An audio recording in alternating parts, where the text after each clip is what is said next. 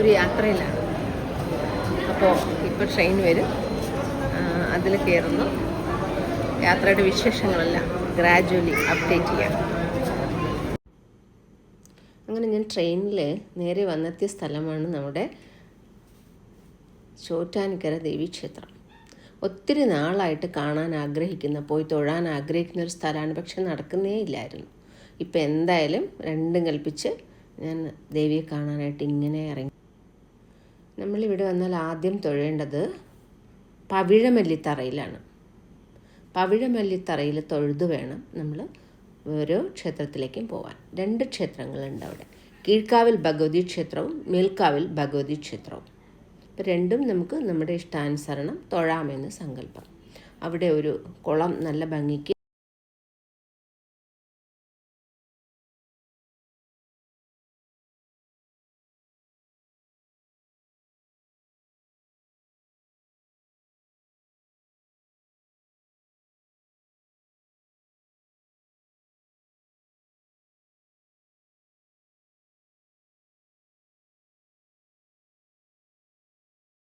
ക്ഷേത്രത്തിനെ കുറിച്ച് പറയുമ്പം ധാരാളം ബാധ അകറ്റുന്ന ഒരു ക്ഷേത്രം കൂടിയാണിത്. അവിടെ ഒത്തിരി വളരെ ശക്തിയായ ആണികളൊക്കെ ആ വൃക്ഷത്തിൽ അടിച്ച് ചേർത്ത് വെച്ചിട്ടുള്ളത് കാണാം. അതെല്ലാം അവരവരുടെ ദോഷവും ബാധയും ഒക്കെ തന്നിൽ നിന്ന് ഒഴിവാക്കി നേരെ അമ്പലത്തിൽ ദേവീ ചൈതന്യത്തിന് മുന്നിൽ ആ വൃക്ഷത്തിലേക്ക് ഏൽപ്പിച്ചതാണ്. പിന്നെ ഒരു ശാസ്താക്ഷേത്രമുണ്ട്. ദേവീക്ഷേത്രത്തിൻ്റെ അടുത്തായിട്ട് തന്നെ ഒരു ശാസ്താക്ഷേത്രമുണ്ട്. ഈ അമ്പലത്തിലെ പ്രധാന വഴിപാട് എന്താണെന്ന് ചോദിച്ചാൽ പണക്കിഴി വഴിപാടാണ് കേട്ടോ. താമരപ്പൂവ് ദേവിക്ക് പ്രിയപ്പെട്ടതാണ്. ലളിത സഹസ്രനാമാർച്ചന എന്ന് പറഞ്ഞിട്ടൊരു വിശേഷ അർച്ചനയാണ്.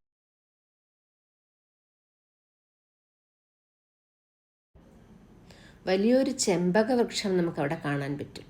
ഇതാണ് ചെമ്പകപ്പൂവ്. അത്യാവശ്യം നല്ല തിരക്കുണ്ടായിരുന്നു. ജഗദീശ്വരയായ ആദിപരാശക്തിയാണ് ഈ ക്ഷേത്രത്തിലെ മുഖ്യ പ്രതിഷ്ഠ. ചോറ്റാനിക്കര അമ്മ എന്നറിയപ്പെടുന്ന ഭഗവതിയെ മഹാലക്ഷ്മി ഭാവത്തിൽ മഹാവിഷ്ണുവിനൊപ്പമാണ് പ്രതിഷ്ഠിച്ചിരിക്കുന്നത്. അതിനാൽ ലക്ഷ്മി നാരായണ സങ്കല്പത്തിന് ഇവിടെ പ്രത്യേക പ്രാധാന്യം വരുന്നു. കൂടാതെ ഭദ്രകാളി സങ്കല്പത്തിലുള്ള മറ്റൊരു ക്ഷേത്രവും ഇവിടെയുണ്ട്. പ്രധാന ക്ഷേത്രത്തിന് താഴെ സ്ഥിതി ചെയ്യുന്നു ഇത്. തന്മൂലം ഇതിനെ കീഴ്ക്കാവ് എന്നറിയപ്പെടുന്നു. ഉപദേവനായ ധർമ്മശാസ്താവിനും ഈ ക്ഷേത്രത്തിൽ പ്രത്യേക പ്രാധാന്യമുണ്ട്. ഭഗവതിക്കും മഹാവിഷ്ണുവിനും ഭദ്രകാളിക്കും തുല്യ പ്രാധാന്യമാണ് ഈ ക്ഷേത്രത്തിലുള്ളത്. ഇക്കാരണത്തിലാണ് അമ്മേ നാരായണ, ദേവീ നാരായണ, ലക്ഷ്മി നാരായണ, ഭദ്രേ നാരായണ എന്ന പ്രസിദ്ധമായ നാമങ്ങൾ ഇവിടെ ഉടലെടുത്തത്.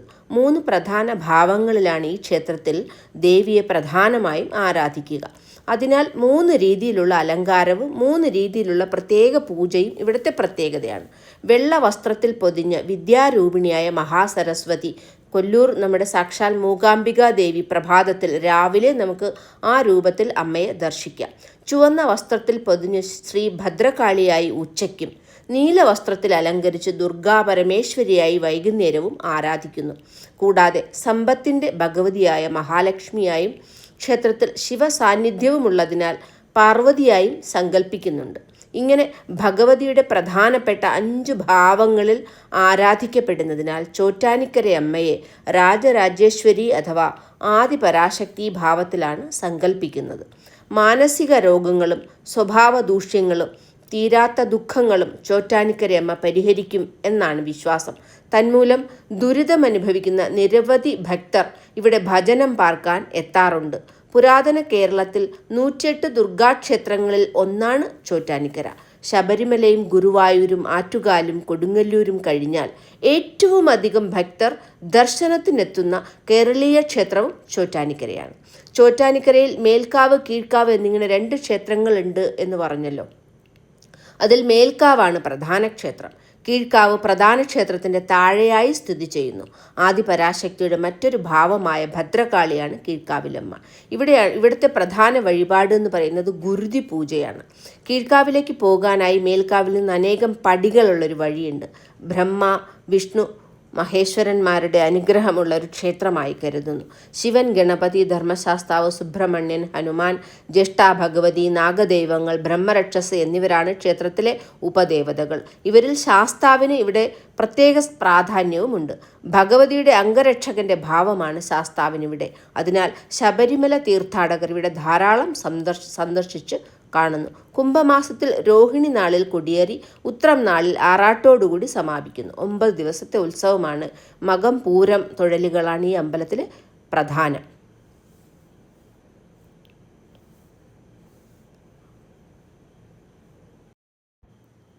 ഈ ക്ഷേത്രത്തിലേക്ക് എത്തണമെങ്കിൽ അമ്മ വിളിക്കണമെന്ന് പറയും. അമ്മയുടെ അനുഗ്രഹവും അമ്മയുടെ കൃപയും ഉണ്ടെങ്കിൽ മാത്രമേ ഇവിടെ എത്തി തൊഴാൻ ദർശന സൗഭാഗ്യം ഉണ്ടാവുള്ളൂ എന്ന് പറയും. അമ്മേ നാരായണ, ലക്ഷ്മി നാരായണ, ഭദ്രേ നാരായണ, ദുർഗേ നാരായണ.